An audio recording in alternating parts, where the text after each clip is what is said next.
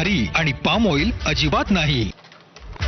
Break नंतर news room bulletin मध्ये आपल्या सर्वांचं पुन्हा एकदा स्वागत. बातमी आहे मुंबई पुणे एक्सप्रेसवेवरती झालेल्या एका विचित्र अपघातासंदर्भातली. 3 गाड्यांचा अपघात मुंबई पुणे एक्सप्रेसवेवरती झाल्यामुळे वाहतुकीचा वेग हा मंदावलेला आहे आणि वाहतुकीची कोंडी सुद्धा पाहायला मिळते.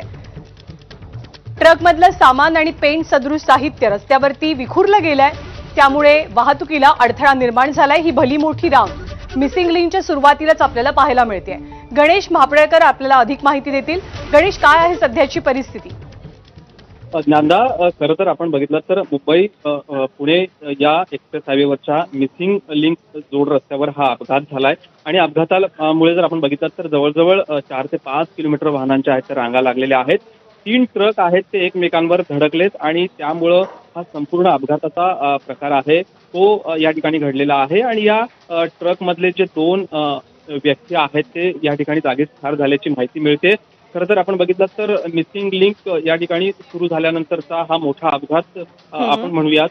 याच्यामध्ये आपण बघितलं तर काही ट्रकमध्ये आहे ते पेंट सदृश्य साहित्य होतं आणि ते रस्त्यावर पूर्णतः विखुरलंय. सफेद कलरमध्ये हे साहित्य असल्यामुळे आपण बघितलं तर संपूर्ण रस्ता आहे तो या ठिकाणी पांढरामय झालेला आहे आणि त्यामुळे वाहन चालक आहेत ते या ठिकाणी थोडक्यात साधारणतः किती वेळ आणि लागू शकतो वाहतूक कोंडी सुटण्यासाठी? अगदी थोडक्यात. साधारणतः आपण बघितलं तर अनेक बचाव पथकं आहेत, स्थानिक बचाव पथकं आहेत, पोलीस प्रशासन आहे ते या ठिकाणी सज्ज झालेले आहेत मदतीकरिता. अजूनही आपण बघितलं तर साधारणतः 1 तासभर या ठिकाणी वाहतूक कोंडी आहे ती म्हणजे अजून बराच वेळ लागू शकतो ही वाहतूक पूर्वपदावर येण्यासाठी. गणेश, ताजी माहिती जाणून घेत राहू. तुर्तास धन्यवाद. आणि यानंतर बातमी आहे दिल्लीतनं